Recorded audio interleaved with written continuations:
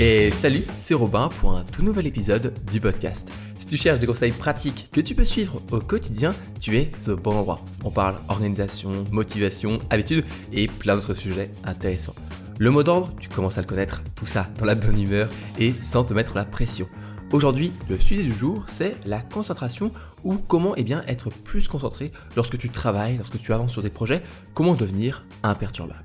Alors, avant de commencer l'épisode, voilà, on a l'habitude aujourd'hui avec ce petit podcast de Robin, je t'invite à prendre un petit café, un petit thé, un petit chocolat chaud, ce que tu veux, et te poser tranquillement pour écouter cet épisode et être vraiment chill. Ou alors, tu peux faire autre chose pendant que tu fais cet épisode de podcast. Pas beaucoup de podcasteurs vont te proposer de faire autre chose pendant que tu les écoutes, mais moi, je t'invite à le faire. Voilà, faire un peu de ménage, faire un petit peu de rangement, trie les fichiers sur ton ordinateur, n'importe quoi. Voilà, trouve-moi des activités encore plus insolites où tu peux faire tout en écoutant un petit podcast et n'hésite pas à me dire ce que tu fais lorsque tu écoutes ces podcasts en commentaire. Ce sera avec plaisir que je pourrai découvrir tout ça.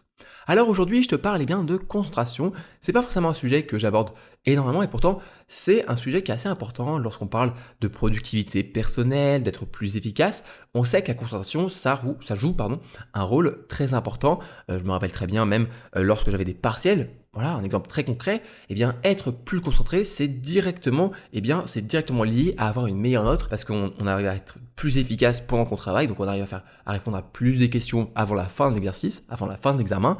Donc, il y a vraiment des exercices très concrets où la concentration est très importante, mais pas simplement on travaille, même si là on va prendre surtout l'exemple du travail, mais par exemple, je pense aux sportifs de haut niveau ou même n'importe quel sportif, lorsqu'on va avoir un événement, une épreuve assez importante, on se met dans une sorte d'état mental, une concentration, un flow, tu l'appelles comme tu veux, qui est vraiment très important et qui va nous aider à être bien plus efficace ou en tout cas performant pour un sport par exemple et pas forcément un sport de concentration où il faut être très précis comme du tir à l'arc ou ce genre de choses, même lorsqu'on fait une course, etc. Parce que la concentration, c'est aussi un petit peu je trouve, c'est un rendez-vous qu'on a avec nous-mêmes. On se met vraiment dans notre bulle et c'est exactement ce qu'on va voir dans cet épisode. Comment est-ce qu'on réussit à se mettre dans sa bulle pour vraiment faire abstraction du reste, être dans notre bulle, dans notre flow et réussir à être plus concentré lorsque l'on travaille.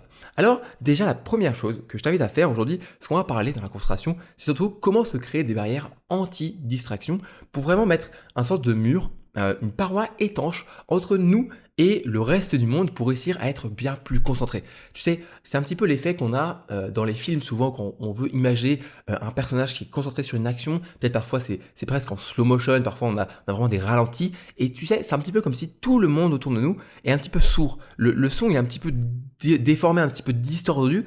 Et tu sais, on entend vraiment ce genre de moment, je pense à beaucoup de films malheureusement de guerre où vraiment à un moment tu as le personnage principal qui se rend compte d'un truc et il est en plein au milieu d'une bataille géante, il y a plein de choses qui se passent autour de lui et on n'entend quasiment plus les bruits de la guerre, tout est assourdi, tout est dans une sorte de brouillard sonore et juste on se rend compte que le personnage se concentre sur quelque chose et ensuite parfois peut-être il va agir pour sauver son ami ou n'importe quoi, mais c'est ce genre d'état mental qu'on va essayer de reconstruire avec des barrières anti-distraction. Alors la première chose qu'on va faire, c'est de limiter les interruptions extérieures. Alors pour ça il y a plusieurs choses qu'on peut faire, mais moi je vais te donner deux choses que sont vraiment des cas pratiques que je t'invite à faire, surtout si tu travailles de chez toi. C'est de fermer la porte. Vraiment, simplement, c'est tout simple, mais fermer la porte si tu as une pièce où tu as la chance d'avoir une pièce où tu peux travailler, un bureau ou même ton salon et on va dire qu'il y a quelqu'un qui est dans ta chambre, etc. Ferme la pièce où tu travailles pour vraiment être en isolation du monde extérieur. Alors bien sûr, c'est pas parfait, c'est juste fermer la porte, mais ça montre déjà que tu ne veux pas être dérangé. Tu peux même accrocher quelque chose sur ta porte pour te dire que tu es en train de travailler, tu ne veux pas être dérangé, ou alors si tu es en colocation, ou alors que tu vis avec tes parents ou avec des personnes, tu peux aussi leur dire que voilà, tu vas les dire juste avant de travailler, tu vas les voir, tu dis ok, je vais fermer ma porte et je vais prendre le temps pour travailler. S'il vous plaît, essayez de ne pas me déranger parce que je vais essayer d'être concentré pour être le plus efficace possible. Moi, je me souviens très bien quand j'étais en colocation ou lorsque j'habitais encore chez mes parents, je fermais ma porte et je disais à mes parents ou à mon colocataire, OK, je voulais travailler là, voilà, laisse-moi 1 heure, 2 heures où je vais vraiment bosser à fond en travaillant en profondeur, concentré. Donc si tu as une urgence, tu peux venir me voir, il y a pas de souci, mais voilà, si c'est juste une petite question, laisse-moi travailler, on pourra voir ça après, il y a pas de souci. Et donc ferme une porte déjà, ferme la porte et aussi de manière inconsciente, en fait, c'est un acte qui montre un petit peu que tu as mis en place ce travail de concentration, c'est bon, tu as fermé la porte, maintenant tu es dans ta bulle, dans ta pièce, dans ta chambre et que tu travailles. Maintenant tu avances sur tes projets. Donc c'est une première chose à faire, sachant qu'en plus, bien sûr, de manière très pratique, eh bien, fermer la porte, c'est aussi fermer la porte pour avoir moins de bruit. Si imaginons tu as des frères et sœurs qui sont à côté, qui font du bruit, qui font des bêtises, ou je sais pas, ton animal de compagnie qui miaule ou qui aboie parce que voilà, n'importe quoi, en fermant la porte, eh bien, tu réduis déjà, tout, on va dire, cette sonorité et tout ce qui peut t'embêter à être concentré. Alors ensuite, il y a aussi une deuxième chose que tu peux faire pour limiter les interruptions extérieures, surtout lorsque tu ne peux pas fermer la porte comme ceci. Je pense par exemple à des personnes qui travaillent en open space, ou alors dans un bureau avec plusieurs personnes, ou à la bibliothèque, ou en classe. Eh bien, c'est si possible d'avoir un casque ou des écouteurs, quelque chose qui te permet vraiment de simplement te mettre dans ta bulle. Alors, ce qui est mieux, c'est aujourd'hui, on a beaucoup d'écouteurs et de casques qui ont des réductions de bruit actives. Donc, si tu as la possibilité d'avoir ce genre de casque ou d'écouteurs là, c'est vraiment très puissant. Moi, je sais que j'ai des casques pour l'extérieur où j'ai des réductions anti-bruit parce qu'il y a vraiment beaucoup de bruit à l'extérieur. Mon casque ici, qui est juste là, que j'utilise pour le podcast, etc., lui, il n'est pas à anti-bruit, mais il est déjà fermé, donc ça permet d'être vraiment dans mon monde. On a des casques ouverts, casques fermés, etc. Je te laisserai un petit peu aller chercher tout ça, mais déjà mets-toi quelque chose sur les oreilles. T'es pas obligé de mettre de la musique. La musique, franchement, c'est un petit peu comme tu veux. Ça a été montré que la musique te déconcentre. Je sais que ça peut être bizarre à dire comme ça, mais la musique déconcentre un petit peu, pas énormément, mais juste qu'il faut. En fait, on peut pas dire que ça déconcentre pas parce que ça reste quelque chose qui va prendre un petit peu ton attention, mais par contre, ça peut aider à rester dans un mood de travail, de concentration. Donc c'est un petit peu un équilibre qu'il faut avoir parce que la musique, si tu en mets une qui est trop entraînante, ça peut devenir une distraction. Donc voilà, t'es pas obligé de mettre de la musique. Si tu en mets une, je t'invite à, en fait, comment savoir si une musique elle est bonne pour pouvoir que tu puisses travailler avec, si tu arrives à l'oublier. Si la musique, tu l'as en tête et en fait tu es en train de chanter quasiment, c'est pas bon. Si par exemple la musique s'oublie, donc tu mets n'importe quoi, t'es pas obligé de mettre la lo-fi. Moi en ce moment je mets du liquid drum and bass, donc c'est de l'électro un petit peu rythmique, mais qui s'oublie en fait, qui peut s'écouter sans forcément l'écouter. Donc voilà, tu peux choisir ton style de musique que tu veux, tu peux avoir des moods, etc., un peu de jazz, pourquoi pas. Tant que la musique tu l'oublies, c'est un bon signe que tu peux la garder pour être concentré, mais t'es pas obligé. Déjà juste avoir ton casque, c'est comme la porte. Déjà, de manière physique, tu auras moins de sons qui vont rentrer, donc tu peux être plus au calme. Tu peux aussi mettre du bruit blanc, tu peux mettre juste la réduction active de bruit, ce genre de choses si tu veux pouvoir être concentré. Mais je t'invite vraiment à faire ces deux choses, fermer ta porte et voilà, te mettre dans ta bulle avec un casque ou des écouteurs.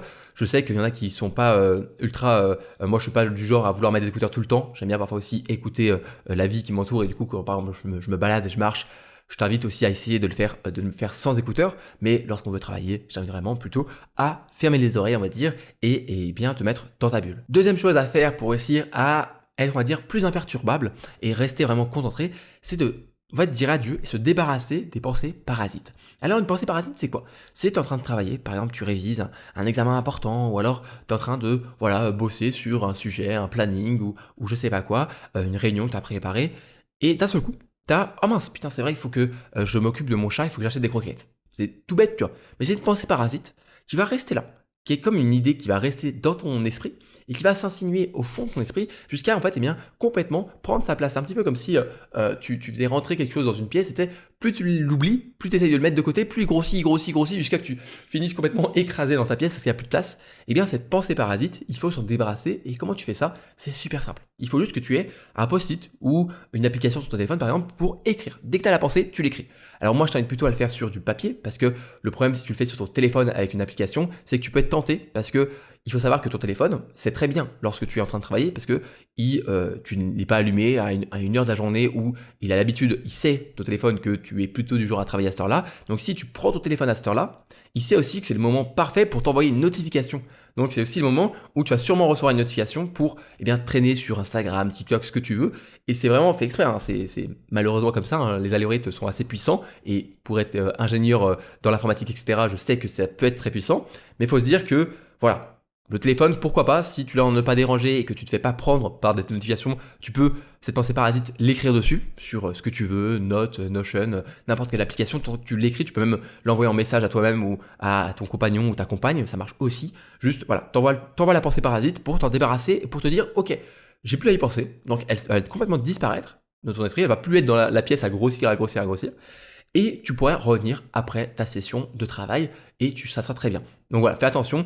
Je pense plutôt le mieux c'est d'avoir un post-it où tu l'écris, peut-être pas sur ta main parce que si tu travailles, tu vas peut-être voir en boucle que tu as quelque chose écrit sur la main, mais sur un papier, sur voilà, un brouillon, ton agenda, ce que tu veux, écris-le, mets-le de côté. Et en fait, il faut savoir qu'il y a un effet, c'est l'effet Zeigarnik, qui dit que en fait, eh bien, les pensées et les tâches qui sont pas terminées, qu'on n'a pas laissées comme ça de côté, eh bien, elles prennent de plus en plus de place et on se souvient beaucoup plus que les tâches qu'on a terminées. Donc si cette pensée, tu l'écris, tu la mets sur un agenda et tu l'oublies, hop, elle va complètement disparaître de ton esprit, alors que si tu ne le fais pas, elle va prendre de plus en plus de place. On enchaîne avec eh bien, la troisième chose à faire pour créer des barrières anti-distraction et on va parler de ça. Notre téléphone portable, alors là tu vois, il est assez près de moi, mais c'est déjà une première erreur que là j'ai fait pour pouvoir te montrer de quoi je parle.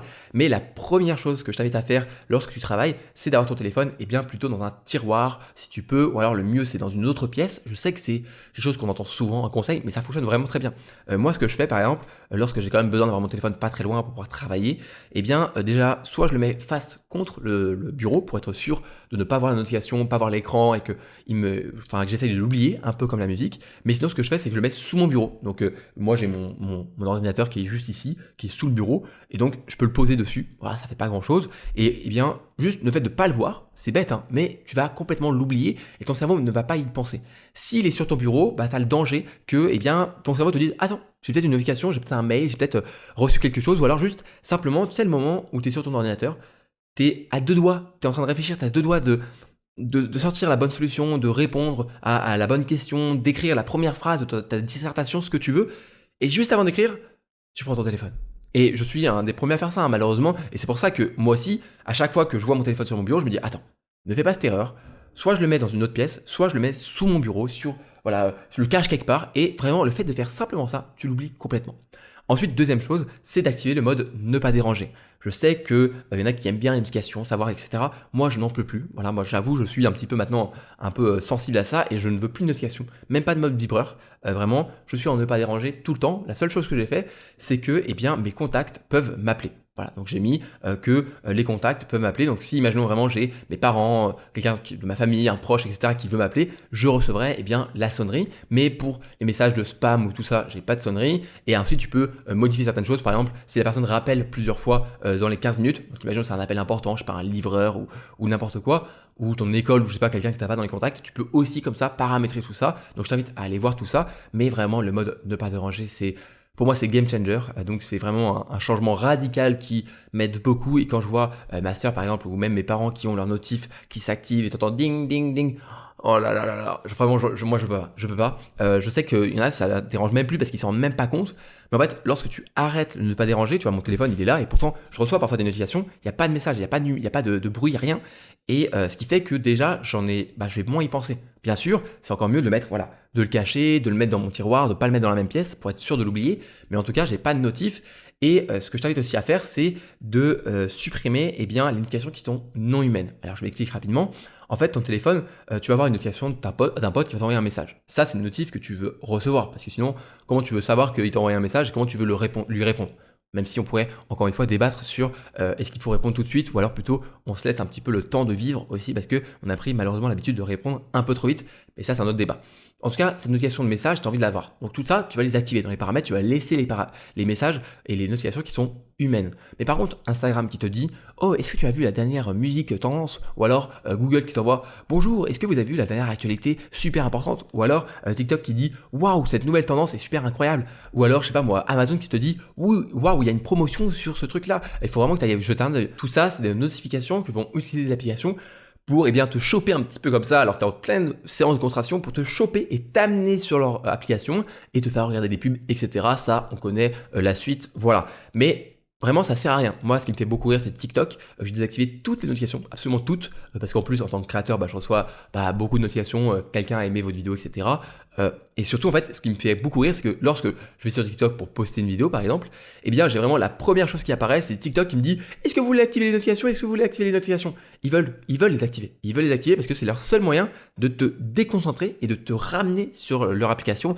Et franchement, entre toi et moi, on sait comment utiliser Instagram, on sait quand on a envie d'aller sur TikTok, on n'a pas besoin que ces applications nous ramènent dessus. On passe déjà assez de temps dessus, voilà, on va pas faire de débat sur le nombre d'heures qu'on peut passer sur les réseaux, etc. Voilà, désactive toutes les notifs comme ça, laisse les notifs de un tel t'a, si tu veux, mentionné dans une story ou un tel t'a envoyé un message, pourquoi pas? Même si, encore une fois, je t'invite à rester en ne pas déranger pour ne pas avoir la notification sonore, mais vraiment déjà désactive tout ça. Désactive tout ça, ça va te faire un bien fou et je peux te garantir que pour toutes les personnes que j'ai un petit peu, on va dire, convaincues et on va dire demandées et invitées à mettre le ne pas déranger, personne ne revient en arrière. Vraiment, c'est un game changer qui change absolument tout. Ensuite, il y a des applications comme Forest que tu connais probablement qui permettent de bloquer le téléphone. Tu peux les utiliser. Moi, au début, je les utilisais, j'aimais bien un petit peu, mais au fur et à mesure, j'ai juste pris l'habitude de ne pas avoir mon téléphone vers moi, tiroir, autre pièce cachée, comme je te disais. À toi de voir si ça peut te plaire. Ça peut aider, ça peut t'aider à être sûr de ne pas l'utiliser, mais au fur et à mesure, tu verras, tu finiras par simplement ne pas utiliser ton téléphone ou en tout cas le cacher. Enfin, dernière chose à faire pour être plus concentré lorsque tu travailles, c'est de rester imperturbable sur ton ordinateur. Et pour ça, tu peux faire deux choses. La première, c'est de bloquer certains sites. Tu as des extensions, Chrome, Firefox, Safari, etc. qui te permettent de bloquer certains sites un peu à l'image de Forest sur le téléphone. Il y a même l'extension Forest sur Chrome qui fonctionne, mais il y en a aussi beaucoup d'autres qui permettent de bloquer, par exemple, si imaginons tu veux travailler que sur Notion parce qu'il faut que tu travailles, écrire ton texte ou je sais pas quoi, eh bien tu bloques tout le reste. Donc les mails c'est bloqué, YouTube c'est bloqué, Twitter c'est bloqué, Twitch c'est bloqué, TikTok, Instagram, tu bloques tout, voilà, pour être sûr de pas être déconcentré, parce qu'on le sait très bien, c'est très simple. Tu es sur ton ordinateur, tu es en train de travailler tranquillou. Oh, la souris elle fait quoi? Elle monte tranquillement, hop, elle appuie sur le favori, et hop, c'est bon, t'es sur YouTube en train de regarder une vidéo, parce que c'est bon, t'as eu la flemme, hop, t'es en train de regarder un live sur Twitch, hop, t'es sur Instagram en train de répondre à un message. Tout ça, on sait que c'est quelque chose qui va complètement casser ta concentration et t'empêcher d'être productif et être efficace. Et ce qu'on veut, c'est pas passer 3 heures à travailler avec plein de petites 5 minutes de merde qui nous découpent, tu vois, et qui t'empêchent d'être productif. Ce qu'on veut, c'est travailler 1 heure, être efficace pendant 1 heure, et après, tu peux te reposer, tu peux être sur les réseaux, tu peux être sur Netflix, tu peux être sur YouTube, ce que tu veux, mais pas pendant que tu travailles. Donc, tu prends une petite extension qui va simplement, une fois que tu auras par réflexe, parce que c'est un réflexe, c'est mécanique, quand tu auras par réflexe appuyé sur YouTube, eh bien, tu auras un petit affichage qui te dit non, tu as encore 45 minutes où tu dois travailler, où tu dois rester concentré. Tu peux te mettre un petit message qui te dit allez, oh Robin, là, faut bosser maintenant. Ou alors, cette fois, tu peux te mettre un petit message comme ça motivant, te dire attention, tu t'es promis que tu allais travailler, maintenant travaille. Et moi, souvent, je l'utilise et je me dis ah putain, c'est vrai. Attends, je reviens en arrière, je quitte l'onglet et tu te rends compte à quel point c'est mécanique. C'est vraiment mécanique. C'est dès que ton cerveau a besoin de réfléchir un peu trop, il envoie sur YouTube, il va sur Twitter, il va sur Facebook, il va sur ce que tu veux, mais il a envie d'une distraction pour ne pas avoir à trop réfléchir, alors qu'on sait très bien que c'est important ce qu'on fait et tu pourras tout prendre le temps après pour tout ce que tu veux. Mais voilà, reste concentré pendant 1 heure, sois efficace pendant 1 heure et après tu verras comment donc par bloquer les sites. Tu peux aussi bloquer les publicités aussi, c'est ce genre de choses. Maintenant on sait que beaucoup d'extensions, même les navigateurs bloquent beaucoup de pubs. Moi je sais que j'utilise Brave, mais voilà, il y a plein de navigateurs différents. Tu peux aussi utiliser des extensions qui bloquent les pubs. Au moins tu es sûr de pas être ciblé par une pub très alléchante et à ce moment-là cliquer et être déconcentré lorsque tu travailles. Tu peux aussi sur ton ordinateur essayer au maximum de réduire les applications, réduire aussi l'environnement numérique, range-le un petit peu, vraiment range juste ton environnement numérique, ton bureau, les fichiers, etc. On sait à quel point notre environnement numérique, comme on peut faire plein de fichiers, comme on peut tout copier, comme on peut tout créer à l'infini, on a des images qui s'appellent blablabla, parce qu'on a tapé je sais pas combien de lettres en même temps. J'ai fait ça, on a tous fait ça. J'avais 10 000 images dans images, j'avais des choses sur le bureau qui avaient aucun sens. Mes téléchargements, c'est n'importe quoi. Prends vraiment peut-être une après-midi. Je sais que ça peut être un peu long, mais prends une après-midi pour mettre au clair vraiment tout ce que tu fais, mettre au propre tous tes dossiers sur ton ordinateur. Vraiment, ça fait plaisir. Ça fait du bien de pouvoir savoir exactement où tu dois aller pour trouver tes photos, pour trouver tes documents, pour trouver tes PowerPoint, ce que tu veux. Parce qu'il y a un moment, c'est chiant de devoir chercher à chaque fois Voilà, donc fais un peu de rangement sur ton bureau, que ce soit le bureau numérique, mais aussi bonus, eh bien range aussi ton environnement physique. Donc ton bureau, fais un petit peu d'espace, un petit peu de rangement. T'es pas obligé que ce soit vraiment de manière maniaque, de manière ultra rangée, mais de manière ordonnée. Tu vois, mon bureau, il y a quelques petites choses, voilà, il y a des petits casse-têtes, il y a des petites décorations. Tu vois, là, voilà, j'ai une petite plante, bon là c'est une fausse plante, mais j'ai une petite plante, j'ai voilà un petit, tu l'as déjà vu je pense, mon petit camion London Lego, tu vois. C'est tout simple, ok, c'est tout simple, il y a quelques petites choses, c'est pas non plus rien minimaliste, mais c'est ordonné, tu vois, il n'y a pas n'importe quoi, il n'y a pas des feuilles partout, des documents partout.